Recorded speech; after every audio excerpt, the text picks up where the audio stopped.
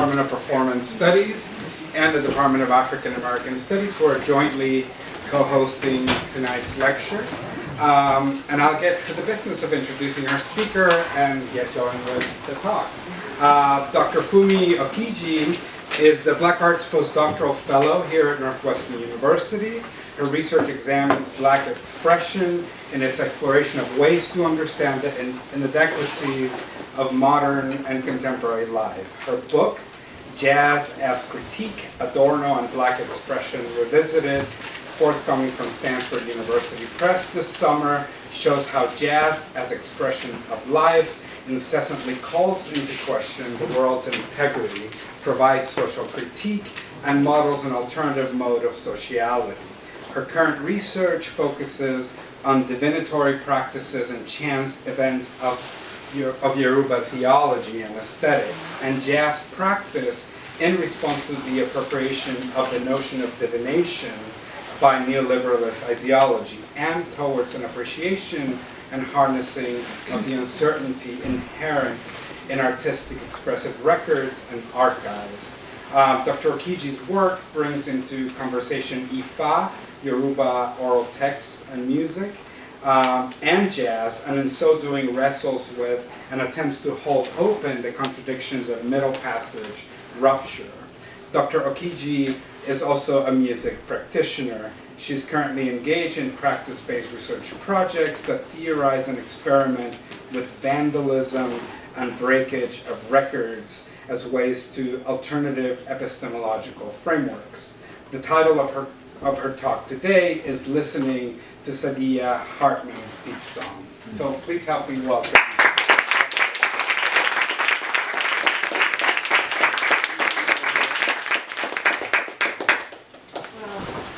Thanks all for being here. It's so nice to see so many people, so many friendly faces, and such terrifying things. But yeah, I'm looking forward to the conversations that we'll have. Okay. I once wrote to my dad, from whom I was at the time estranged, a letter in red ink. It was the only pen I could find. I did not hear back from him. A few weeks passed before my sister, older and more Yoruba than I, called to explain how those red strokes had really hurt him. Despite my words of compromise, entreaty even, the red was taken as an affront. You see, red in Yoruba expressive culture is a colour announcing presence, and most often one that's fearsome. It announces suffering and the power to hurt, to debilitate. To me, Lose Your Mother is like a letter from a sibling written in red ink, relating grievances not necessarily attributable to me, but to which I nevertheless feel responsible. It's not that Hartman's accusations are masked, unlike those in my letter to my father. Her candour cuts through the book, her attitude proudly irreverent, the conventions of authorial distance and disciplinary boundary being contravened from the very start. As a London-born black woman of Nigerian parents, I have learned from experience that a certain temporal proximity to Africa does not guarantee me a home. In both the UK and Nigeria, I'm often viewed as a tolerated visitor. And so I thought, should I not be able to stand apart from the focus of Hartman's critique of callous African kin? Do I not belong to her errant nation? I know my family on both sides have lived in Ife for 3 generations at least. Although from my great-great-grandparents down, the oral record is uncertain, contradictory, fragmentary on certain points and overloaded on others. But what is clear is that I am a descendant of those who were left behind, and as such inherit at least the guilt of silence. I visited Ife twice. I saw no memorial, no acknowledgement of a loss that must have been devastating to it. So I read Lose Your Mother and cannot help but be moved to a shame. A shame that my Western birthplace, my own separation from the motherland, is unable to negate.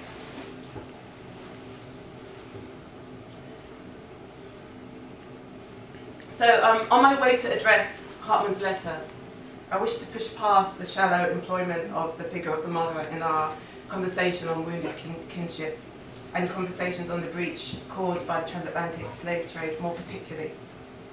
In my formulation of a prelapsarian Mother Africa, I draw from a chorus of scholars, from psychoanalysts Melanie Klein and Donald Winnicott, theorist Kaya Silverman, musician and sound scholar Michel Chion, and writers and theorists of black expression Toni Morrison and Nathaniel Mackey. I begin deliberations on what a consideration of the antenatal, that is, the age spent in the womb, the relation between fetus and mother, tell us about a prelapsarian Africa, of antenatal blackness, of an origin, however unavailable. What can the scene of childbirth tell us about separation and loss of kin? The first section of the talk sketches responses to such questions and sets in motion further questioning to be tackled in the future. For instance, do I need to deal with the gender normativity implicit in the formulation? And if so, how do I go about this in a way that shows sensitivity to all the various stakeholders, who include pre-colonial African, that of the contemporary, New World Black, antenatal human, as well as my dominating Western default. The second section draws from Nathaniel Mackey's sprawling engagement with Africana expression, and particularly with its sound cultures. In it, I will retrace a connection between a utopic striving of the black diasporan to find what Mackey calls a meta voice, and this first cry as a newborn of a prelapsarian Africa into modernity. This temporal collapse of unreachable future into irretrievable past is dramatized by an encounter in Amos Tutuala's My Life in the Bush of Ghosts, an encounter between a boy and a ghost, both about mother and home. This lost boy is trapped within a hollow log, a wooden womb, and he cries. This sound is broadcast by the ghost to his fellow homeless, motherless spirits who hear it as exquisite music. This cry, this music, is what Mackey might term wounded kinship's last resort. These first 2/3 of the talk are the preparation I've taken in order to listen to such music in Hartman's work. While reading the text as an emphatic rejection of Pan-Africanist fervour, I show that Hartman's cultivation of a lyrical voice throws her back into the prelapsarian abyss she strives to avoid.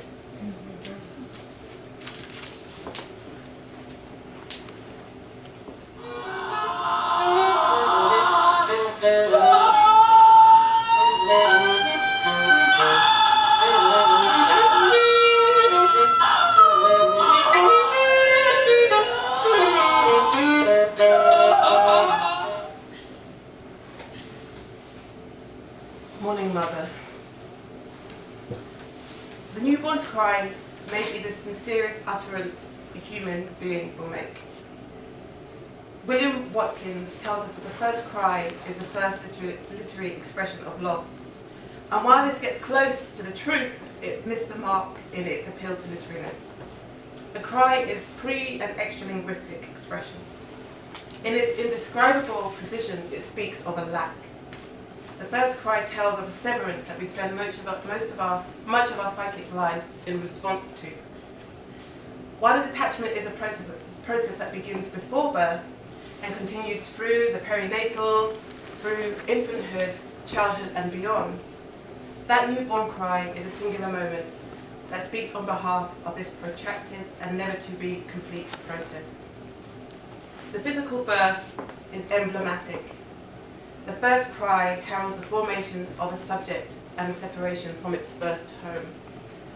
Childbirth is the ultimate symbol of separation. The cry is shaped by the woundscape, formed through the newborn's relation to her mother's voice. The soundproofing of the womb. In the soundproofing of the womb, the fetus hears the voice, but not the tongue. To borrow from Toni Morrison, quote, "In the beginning there were no words. In the beginning was the sound, and we all knew what that sounded like." It is the vocal sounds of the mother, both those sounded inside and those without, that dominate the prenatal's auditory experience. The mother's voice is but the most strident accent in a universe of sound within which the fetus exists. The wombscape also includes an ensemble of internal pop, drainage gargle, the various pulses, the deep bass feel more than the sound of footfall, the more distant voices of others, humans, pets, the inanimate, creaking floorboards, slamming doors, revved up motorbikes. The newborn's cry is a lament. This oral afterbirth is her mourning the loss of that maternal universe of which she is an undifferentiated part. Omnipotence is a home to which there is no return for her. Melanie Klein suggests that every subsequent loss reanimates this first.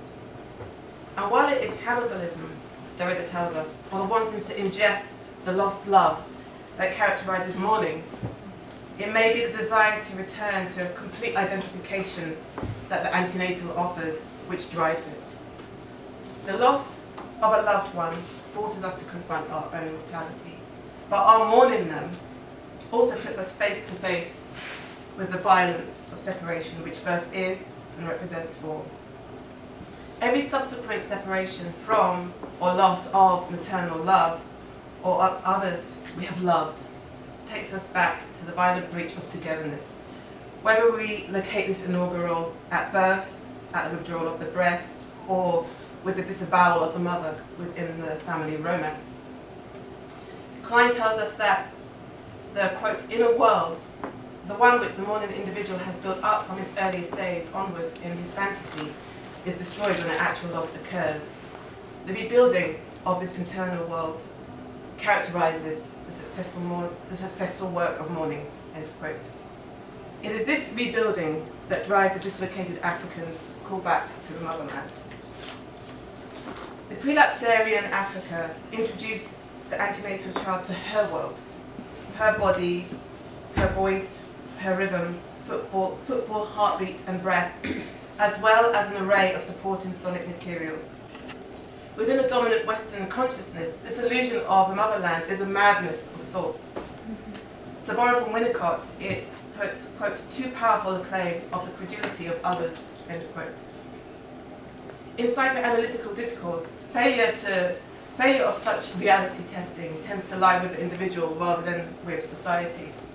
If your internal world and your mother are nowhere to be found in reality, but you insist on searching for them, your psychic health will be thought questionable. But here is the bind. As Sarah Ahmed presents in her account of black, brown, queer living, such life has trouble extending through the world of this dominating consciousness. Black life is unable to make worlds in this hegemonic framework. Although blackness falls under the law of this dominating consciousness, black imagination cannot infect it. As Denise Barrera de Silva's work amply demonstrates, affect flows in one direction. Entire systems of Western thought operate to frustrate attempts to break this flow. And so it is this lack, the loss of things that were not extended to you in this white West, your obligation to fall under its laws, but the prohibition of you contributing to them, that demands that you find your mother. And it is a reality that can agree, and a reality, sorry, that can agree with this internalized image of those earliest days. As Hartman tells us, Black America is continually dreaming of home. Quote, it is why 100 blocks of Los Angeles can be destroyed in an evening.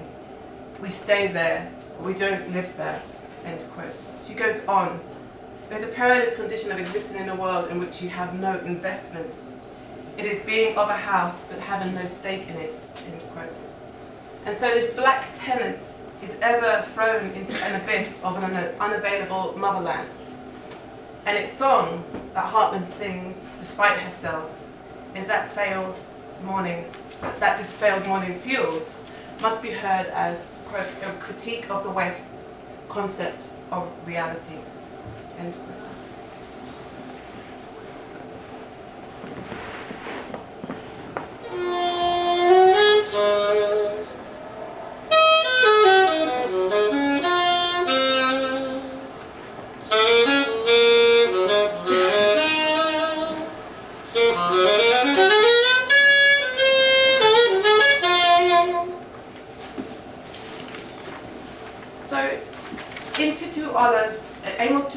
covers My Life in the Bush of Ghosts.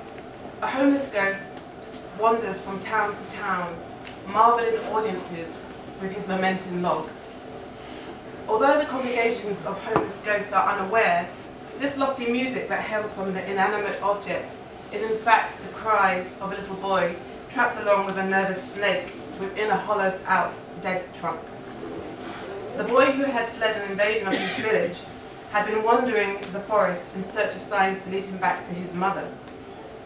And now, accompanied by the snake, quote, dashing to every part of the corked up hole, as if 10 persons were beating different kinds of drums, end quote, he delivers his lament, which is received by a million ghosts, all without home and mother, as exquisite music. His reverberating undulations, from barely audible guttural moans through extended alto yelps to falsetto, set against pulses of batter ensemble, represents for a maternal cathedral of antenatal existence. And a ghost who is without mother or home carries him around in a wooden womb. The oldest, deepest song emanates from this radio, and it takes the homeless and the motherless back to a syncopated moment, a moment of collapse and linearity. This concertinated temporality takes in a time when they knew nothing but this womb universe of which they were an undifferentiated part, and that first cry that heralds their separation from it. The lament represents the newborn's cry. It is an exhalation of the sound of the mother cathedral, the omnipotence and undifferentiation the birthing subject is unable to contain. The ghost does not only, or perhaps even primarily, relate to the music from the log as a fellow complainant. The cry does not only represent for his and the millions of other homeless ghosts' separation from their mother, it is also that the exquisite sounds take them back to a maternal universe. Music, Nathaniel Mackey tells us, is wounded kinship's last resort.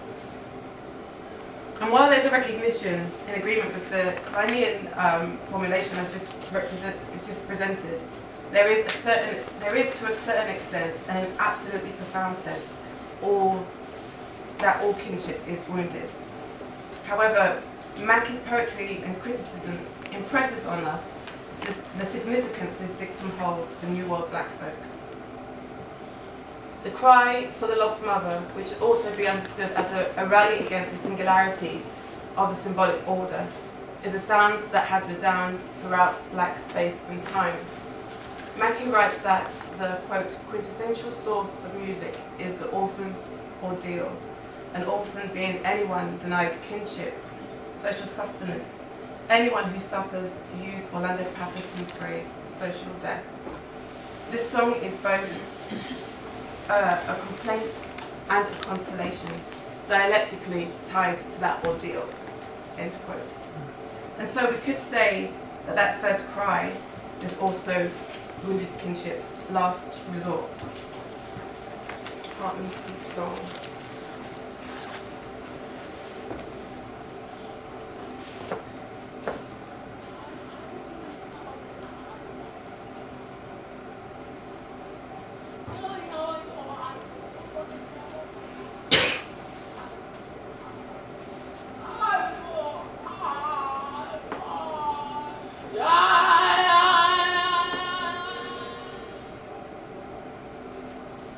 Saidiya Hartman begins Lose Your Mother, a journey along the Atlantic slave route by placing herself at the centre of the drama of African betrayal.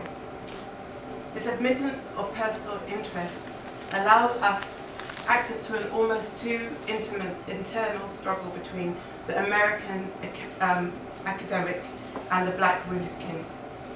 Hartman tells us very early on that she had, quote, come to Ghana in search of strangers. And yet, even by this point in the book, we understand that it's she who is a stranger rather than the Africans she encounters. And arguably more pertinent, this is she as a descendant and representative of those taken into slavery. She tells us that she chose Ghana due to it possessing, quote, more dungeons, prisons, and slave pens than any other country in West Africa, end quote. This is solid rationale for an academic studying the trade. But my attention is caught up in a conflict and pull of interests that the Black American in her affected. At the beginning of the chapter, Come, Go Back, Child, one that perhaps best exemplifies the tangle of relations and intention that Lose Your Mother holds. Hartman, the wounded kin, confesses, quote, love has nothing to do with it, love has everything to do with it, end quote. In a key moment in the chapter and of the book, Hartman happens upon a group of schoolboys during a visit to Elmina Castle. The salutation, beloved sister, grates Hartman. Where the boys appear to embrace their lost sister, we are one Africa, which means we are the same people. Where they recognize the breach, I know it is because of the slave trade. That is why you left here to the USA. She hears only admonishment, duplicitous at that, masking ulterior motives. These students are portrayed as potential swindlers, and she returns the insult on their behalf, imagining that she appears, quote, a foolish woman who acted as if slaves existed only in the past, and who conducted herself as if dispossession was her inheritance alone, end quote. In the same passage, Hartman imagines the boys consider her to be, quote, Kosanva, spirit child, who dies only to return again and again in a succession of rebirths, end quote. In Yoruba, these children are known as Abiku, literally born to die. Their loyalty is split between their compatriots of the spirit realm and their earthly home. On behalf of the former, they siphon health, wealth, and love on the parents to whom they are born. Hartman provides idiosyncratic reading of Kasamba, but the important labour of the evocation is its submission that the motherland has not been good enough. A Kasamba's child might mutilate the infant. In order that the child be undesirable to the spirit association, Hartman tells us its mother might name it, quote, slave, to disavow their love, end quote. We cannot read Lose Your Mother and accept the love of the motherland without question. Indeed, when I consider the varieties of unthinkable anxiety, a formulation that Winnicott presents for those suffering attachment disorder, that is likely to befall those deprived of adequate early care, going to pieces, falling forever, having no relation to the body, having no orientation, I cannot help but be led to the chronicle of black existential crisis gathered in the work of Frantz Fanon, Sarah Ahmed, David Marriott, and Hortense Spillers, just to name a handful. It is clear very early on that the book's title, Adopted, its meaning adapted from one of those Elmina schoolboys, is meant overwhelmingly as an imperative call. Lose your mother. You've got to give up on these dreams of home, of Pan-African communion, of a mother Africa. In a 2008 interview with Patricia Saunders, Hartman counters interpretations that draw to the fore her advocacy for an alternative community centered on dispossession, loss of kinship and home. Hartman affirms her respect for the mid-century Pan-Africanists, telling Saunders, quote, I think that some people have said that they think in my book I'm saying we need to leave Africa behind. I'm not saying that at all, end quote. And so it would be irresponsible to ignore the push and pull that Hartman sketches.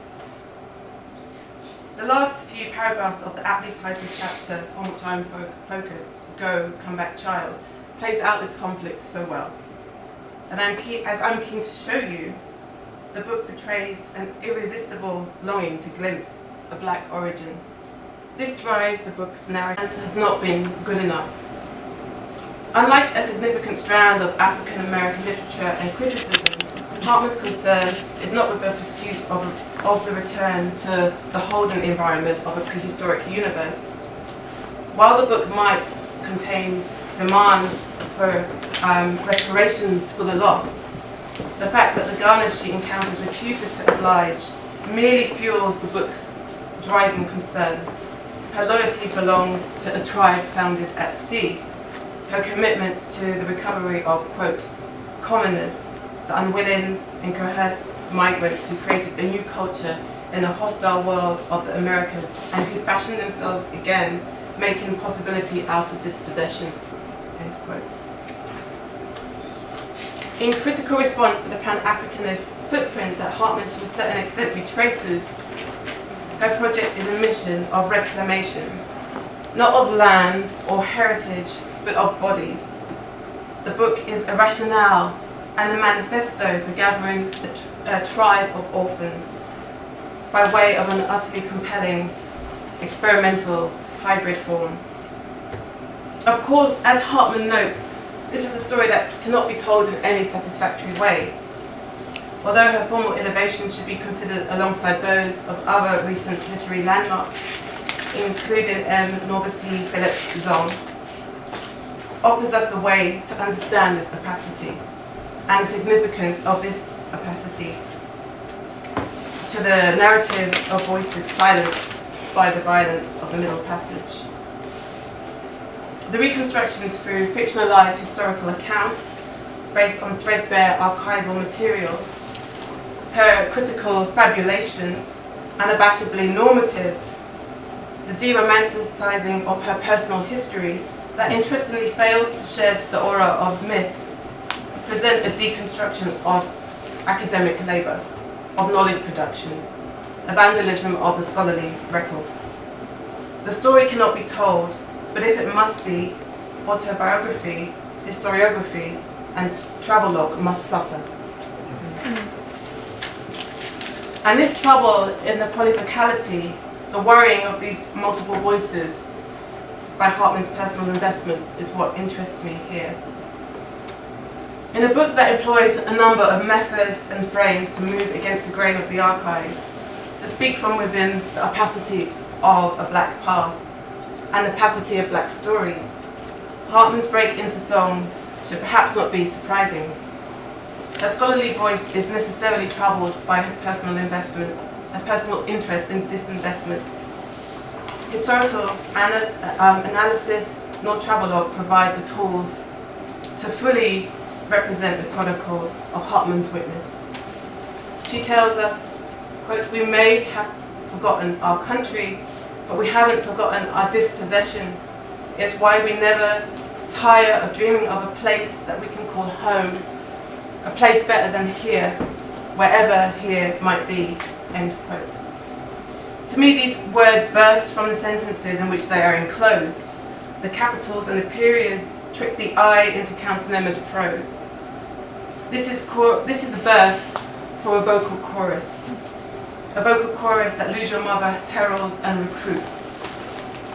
Speaking of the slippage between musical notes, verbal speech, and non-verbal vocals, Nathaniel Mackey writes, quote, one of the reasons that music so often goes over into non-speech, moaning, humming, shouts, nonsense lyrics, scat, is to say, among other things, that this realm of conventionally articulate speech is not sufficient for saying what needs to be said, end quote.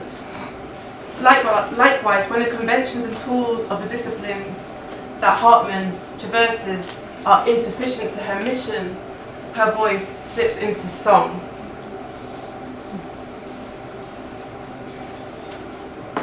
This occurs in an antiphonic movement at the end of Come, Go Back, Child.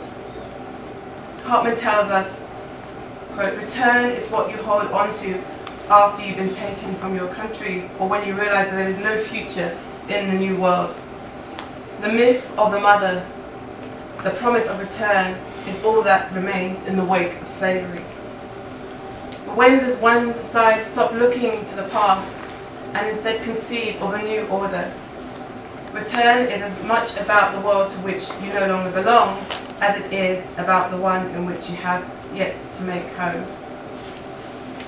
Call and response, push and pull, a vacillation without dialecticism, without sublation, without a forming of a compromised new position. These moments are laced through the book, their sound reverberating throughout. And they give the book a condition of music, of song, a deep moan to borrow from Fred Moten, a sigh pixelated by words, a cry. Hartman's lament, emanating from the more readily recognizable and more graspable forms, historiography and travelogue, remind me of Tutu Ola's boy trapped in the log, who was taken to be a radio by a host of homeless, motherless ghosts. The mission of recovery that the book undertakes, the founding of a nation of wanderers, intends to deny the motherland of the prized place that it has enjoyed as the ever-desired lost object. The futile search for those who have been taken from a place in which Hartman conducts a search in a place they could not possibly be, in order that they appreciate the inadequate care that the motherland has provided. And yet, her song of loss, the sermon imploring her fellow homeless to jettison the African mother, throws Hartman back into the abyss she campaigns against. It must be pointed out that no attempt is made to imagine on behalf of this prelapsarian kin in the manner that we find Hartman extends to the enslaved, her grandparents, abolitionists, and traders alike. This mother is silent in the text, presumably unavailable. And yet, as Tutuala's Lost Boy as radio, echoing through the forest of ghosts, in Lose Your Mother, the sounds of the maternal universe haunts.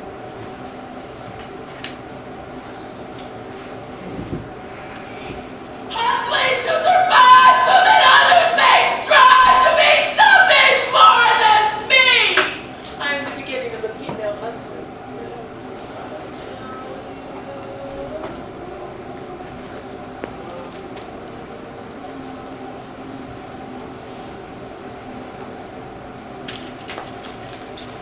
In his discussion of Duende, understood as soulful magnetism or hobgoblin, troublemaking spirit, possessor of a voice, body, or house, Nathaniel Mackey writes that this quality of expression, most readily associated with music, quote, is a conversation with the dead, intimacy with death, and with the dead. It is something troubling. It has to do with trouble, deep trouble. Deep song delves into troubled water, troubles the water, end quote. This intimacy with the dead troubles Hartman's scholarly voice. In exposing herself to a spirit of, quote, longing that has no remedy, no, not simply loss, unrequited loss and so forth, what Lorca calls a longing without object, she at moments in the book forfeits the abhorrent control we are conditioned to expect from academic writing. Duende takes the wheel. Lose Your Mother slides away from its intention in its cultivation of its singly voice. It, borrowing from Mackey, quote, cultivates another voice, a voice that is other than that proposed by Hartman's intentions, end quote. There are few places in the book that show this better than with her encounters with Ghanaians, whether they be schoolboys, scholars, or hoteliers. This duende-ridden vocal breaks out of the deep contralto that Hartman's call to the wandering nation. When she writes, quote, they mistook me for Kasamba, or Dunko, slave, a come, go back child. This complaint is very clear. The voice that is held so deep in the chest for most of her song cracks into falsetto, a falsetto cry, that first cry. Hartman stands in the middle of traffic on a bridge, crossing the Benya River to get a better view of Elmina Castle, set in the near distance. She is frozen, surrounded by an unmoved mass. People push past her, their, quote, glances tempered with disdain, amusement, and pity, end quote. An elderly man whom she thinks is either crazy or just plain sincere calls her Nigra. Who and what are you, he asks. She wants to swear, considers him an old fool, and declares herself once more a stranger. Here, the rasp and gravel, the gruffness, The lack of form and discipline, the unpracticed voice, wanting of control, is where the unruly duende spirit emerges. The cracks into alternate voice present the most uncomfortable and perhaps the most honest moments in the book. These failed encounters occur in the present. It is a present that breaks in on, invades the territory she has claimed on behalf of herself and other motherless, homeless. Into the past future country her account is writing into existence. And so these scenes of failed encounter, this present, and these should-be kin present a moment of danger. These encounters almost need to fail. Hartman's appeal to the homeless, motherless require mutual misrecognition between New World Black and her African kin. And what does the collapse, and what of this collapse of the contemporary kin into the prelapsarian mother? Is this intentional? Do present-day Ghanaians represent for their predecessors? Do I? Are these predecessors not of both African and Western black folk? Is the dispossession of a home, or rather the possession of a home, or rather more accurately, the relative lack of dispossession that is what makes Ghanaians more responsible than their black American kin for the crimes of their ancestors? Does avoidance of the middle passage inoculate them from the trauma of loss of family due to the slave trade? Is their silence really evidence? These are conversations that I might draw to the forefront of these themes of wounded kinship. Thank you.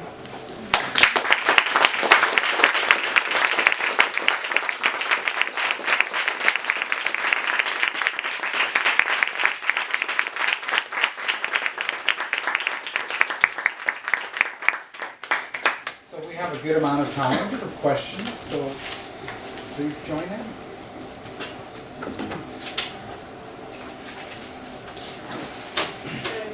Thank you. That is beautiful. Thank you so much.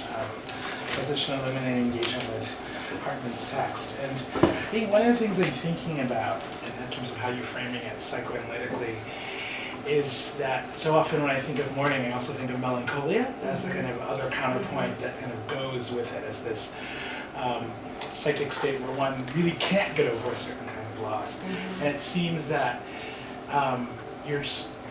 though you're making this kind of great argument that Hartman is pushing us towards a certain kind of mourning, there's also a certain kind of melancholia, and perhaps our position should be thought of as somehow melancholic. And here I have in mind somebody like Anne Chen's work about the position of a racialized subject being a kind of melancholic one. So just wonder if you could sort of talk a little bit about how melancholia does or does not sort of play into how you're thinking about mourning in some way. Yeah, that is a great question, thank you.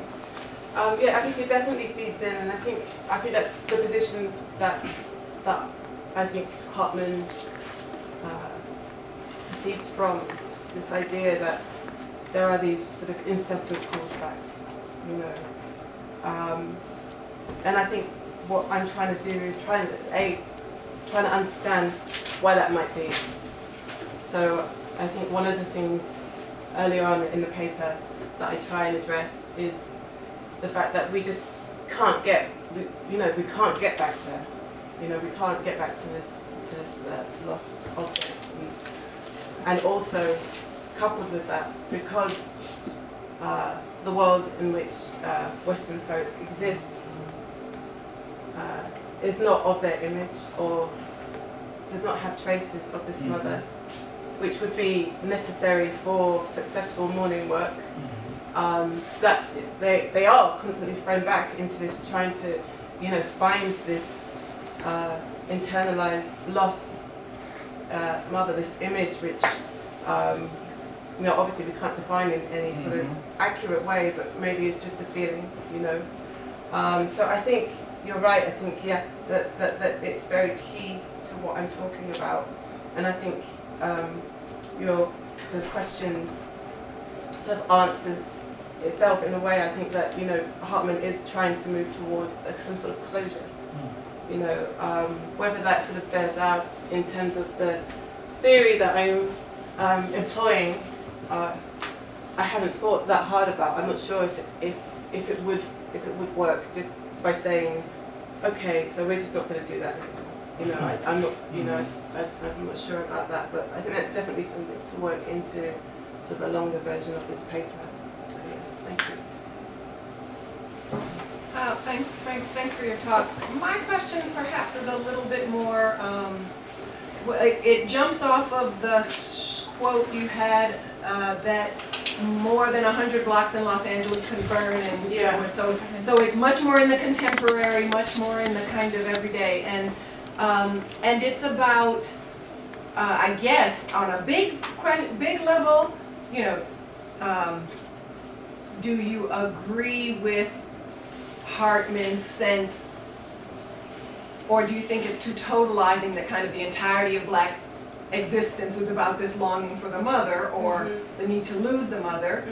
And then, and the 100 blocks burning makes me think, you know, are there other such examples that are kind of the evidence of this supposed kind of totalizing characterization of Black existence? And might that evidence be musical, or would you say the evidence is more textual, or would you say there's actually not enough evidence to actually come to that conclusion? So that's kind of part of the question. And then it makes me think that there are other longings that might have now usurped that first longing, which is, I think of the Great Migration of Blacks from the South and North. Of course, not all Black folks left the South, but Northern Black folks then long for the South. Yeah. Or you think of, now we're in a moment in the U.S. with large numbers of Black immigrants, so you know, now folks are longing for Jamaica and longing for Haiti, and so I'm wondering if her characterization is a bit static, or if there are just successive longings, if that's going to be the kind of continuous state of Black folks in the world. Yeah, I mean, the short answer would be, I think that it's a succession of longing, and obviously I think Hartman's characterization of sort of this psychic predicament of Blackness is totalizing, right? I think it's like, it's what's the word? It's making a point. It's rhetorical. It's making a point rather than describing sort of an actual reality, maybe, right? Although some people would disagree with that. Some people would say that this is our reality, that we are technically living this. But I think in my work, I really wanted to. I think my first sort of intention and concern was to meet Hartman where she was, and I wanted to like have that conversation with her. So I didn't really sort of, to be honest, sort of question this totalizing position. But I think there probably is like some sort of intricate work which we could do. Thinking about the contemporary situation, thinking about contemporary situations, and even sort of historically, right? Thinking about the successions of longings, you know, and trying to see whether those conversations do evoke this prelapsarian Mother Africa. I think that would be an interesting project, and yeah, definitely something I would be keen to hear about. Yeah, thank you for your question. Last question.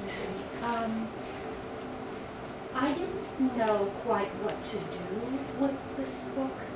I tried to read through it twice, and I'm always wrestling with how to enjoy this and enjoy it without a sense of frustration and, quite frankly, guilt. And I think it has a lot to do with Mary's question. I understand that Hartman is not, her project is not a succession of longings. All right. And I think we get that. I'm ambivalent on one hand about this longing that is so highly personal in the space and place of Ghana. That I understand is this kind of song or performative writing Yeah. that is highly a kind of psychological melancholia at one end, but is totalitarian in a sense, in totalizing and being totalitarian of what she projects on this particular space. That is so much in the subjective. Right. And I think what makes me ill at ease when I read this is I'm reading it as both as an ethnographer, okay? Right. I could just not put my ethnographer's hat on Yeah. as I'm reading this, Yeah. understanding that one might want to just shut up and stop whining and stop being so lyrical and symbolic and pay attention, stand and love and listen. Right. And we might find our place of belonging and longing if we respect where we are for what it is, not what we want it to be out of some kind of what might be a cloaked Afrocentric nostalgia. So I really appreciate how you, because everybody else kind of seems to love, you know, this, except for the other African Americans who are doing ethnography in Ghana. I really do appreciate how you're kind of teasing the complexity of that on one hand. Thank you. I mean, I've read this book 3 times, and I just don't like. I mean, it's dear to me, and in a way I love it, but I hate reading it. And, Yes. because it is. I find it really painful, but I also get really annoyed at certain points because. I mean, partly because, you know, I was born in London, I've been to Nigeria, and I kind of know, I mean, it's just not to, I think Hartman's sort of song, her message is valid, right? But I think, you know, I kind of know how it is to be a Westerner going into an African space and how you kind of embody, by the way you walk, by the way you talk, the West, and whether we like it or not, you know, so this kind of idea that they called her, you know, stranger or white man. Yeah. I mean, I've had people do that to me. You know, even like my family in London do that to me, right? Because, you know, and it's, you know, it's a complicated thing because it's not necessarily meant in the way that it's taken by Hartman. Every time, I'm sure sometimes it is, but a lot of the time it's just a, you know, it's kind of almost a throwaway kind of ribbing comment, right? So I found that it's really interesting that you sort of bring up sort of ethnography because I read every time I read it I just think, you know, you're going with the wrong set of tools. You need to like Exactly. So, you know, I mean, how are you going to find out about this sort of memory if you're not even speaking the language, if you're like kind of staying in these like kind of fancy, these hotels, I'm not sure they weren't fancy, but you know what I mean, hotels away, you know. So I kind of, so that was kind of one of my first reactions on the first read was that, and I kind of really had to sort of, because there's a lot in it that I take and I find useful and I think is valid. So this is one of the reasons why I wrote this, because I wanted to work through that visceral reaction that I get sometimes when I read this interpretation of the heartlessness of sort of the West Africans to sort of their Black American kin. So yeah, I appreciate your comment. Thank you. So I'm really interested in the work that you were doing around reading Hartman's text vis-a music, about those connections to like formalist qualities of music that are represented textually, but nonetheless speak a particular musical aesthetic, and how that links to your argument about Hartman's lament, her song, betraying her own argument. Yeah, I mean, I think this is work that I kind of need to do some more thinking on.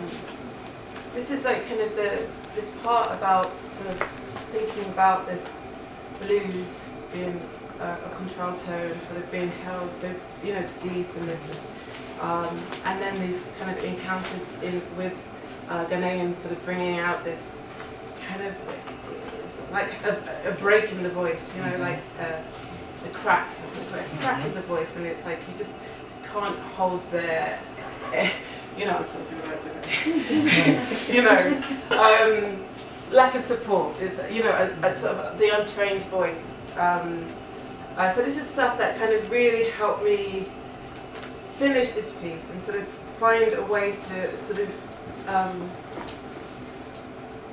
I guess, sort of understand the kind of uncomfortable moments in a way which went past, which I guess a way that I could understand those moments not be, from a position of not being an ethnographer, for instance, so being a sort of a music expert, you know.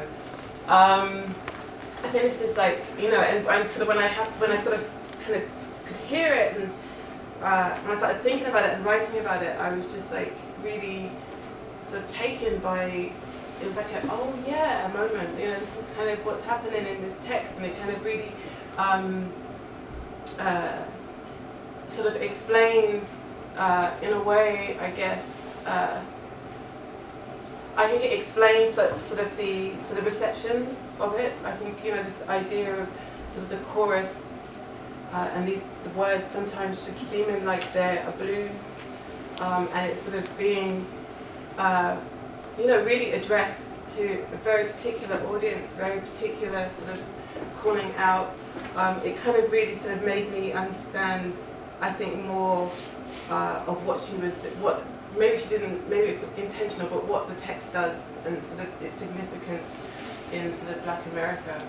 But I think this is kind of, and now I kind of read other things and I can hear these voices, I can hear kind of sort of different registers, and I can sort of, you know, hear like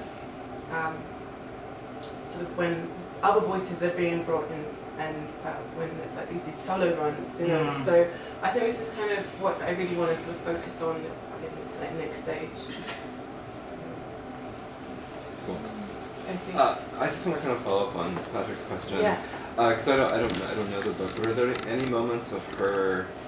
Because the kind of forms you're talking about are sort of African American musical forms that she's drawing on. Are there any encounters with sort of Ghanaian music that sort of are flagged in any particular way, or is it always this sort of interpolated through African American musical forms? Well, I mean, the way I'm using it obviously is sort of in a very kind of sort of theoretical and analytical way, but there is like a scene right at the end of the book where she encounters actual sort of Ghanaian song, and this is like one of those, it's the moment in the book where it just feels like, oh, okay, it might be okay, but I think for me it kind of almost sounds like a false note, that last that last section. It's sort of like music as a universal language, in a music as a universal language kind of way, or kind like, of, yeah. Oh, it was sort of like, now I hear my song, you know, something like that, and it just kind of feels like it's, you know, like pulling back from, in a way I think I would have preferred to not have read that, because I think it would have been a more honest account, you know, but in terms of like the way I'm using music, I haven't thought about, I you know, I've only been thinking about African American forms, and I think that's partly because it's kind of where my musical practice is. But that seems to be what she was doing. I mean, that's what I was. Yeah, maybe it's filtered through. Maybe it's filtered through sort of what, you know, what I can hear. You know, the stuff that I have to bring to the book. So it would be interesting to sort of try and think about it in terms of other sorts of maybe African, Ghanaian music. Yeah. Thank you. If I might also tag on to that, I was interested in how you especially spent moments with the newborn's cry, and then also with the falsetto, and both of those struck me as either a pre-discursive vocal object, the newborn's cry, especially at how you constructed it and positioned it, and then the falsetto as a particular break and rupture. Right. And so to just continue on what you were already talking about, how can we sonically, vocally, musically enter a kind of discourse? I mean, how do we begin to move out of the kind of lack that Hartman has us in and move forward into a space? Is that something that you might approach as a practitioner? Is that something that you might focus on in the next directions of this project as you said, are scripting that silence? Yeah, I mean, thank you. Yeah, I feel that it's necessary. I feel, this was kind of the start of hopefully a conversation I will have. I'm thinking of the sort of the musical epigraphs that I sort of tagged from Tanya Roberts. I'm thinking of starting off a dialogue with her because her work I think resonates with a lot of the sort of sounds and things that Hartman's book sort of presents. And I guess I don't know whether that would take a musical form or whether I'd be using my voice or whether it would be through my writing. But I would like to sort of try. I don't know how that would work. Whether it be a dialogue, whether it be like sort of a heterophonic chorus. I can like the idea of some sort of cacophony of sort of release, or maybe it would be a series of different things. Maybe it would, be something sort of therapeutic and then something which is sort of more discursive, trying to unpick sort of this sort of the wounds, and trying to sort of address the wounds. But yeah, this is work that I definitely want to pursue. I'm going to do that. It's going to be this next stage, I think. Thank you.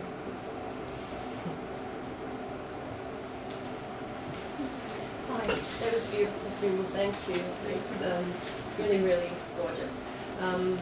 And I share the frustrations that you were talking about. So what I wanted to ask, though, sort of my hobby horses, is that bringing back Huey's point about the difference between mourning and melancholia, right? Because I'm thinking in this particular version that you gave us, there was a certain amount of lament and grief, but I also, when I read the book, felt that there were many other emotions mixed in there, including rage, which then got swallowed back into self-hatred, which are all modes of affect from melancholia. And I'm not saying it has to be either or it doesn't have to be. But I think of mourning as just melancholia, just stop, right? It's more or less what you can think of it as. So I'm just wondering what the different, tonalities of affect in the book might be that you would want to bring out, and then what kind of musical forms or that those might take. I don't know if that's something. That's such a great question and really kind of useful for this next stage in my thinking. I mean, it's true that I do focus on sort of the blues of the blues and the grief. I think sort of this my employment of sort of the crack into falsetto, I think speaks a little bit to the rage. But yeah, I mean, this is something that I think requires some work, and it probably needs. I probably need to read the book, in concert with some other pieces that are similarly sort of do this work of calling out, and also sort of the numerous works that also sort of try and sort of knock on this door of no return, calling back. And there's like a whole lot of things. There's a whole lot of work to explore there. I mean, I'm thinking immediately of like in the jazz idiom of like Albert Ayler, and I can think of maybe 3 or 4 albums, but there's a particular track called Mothers, where he performs. It's a similar sort of blues, but then there's also these kind of like screeching breaks, and which I think could definitely chorus with Lose Your Mother. But yeah, this is like really useful stuff to sort of think ahead. Thank you. Would you all please join me in thanking Professor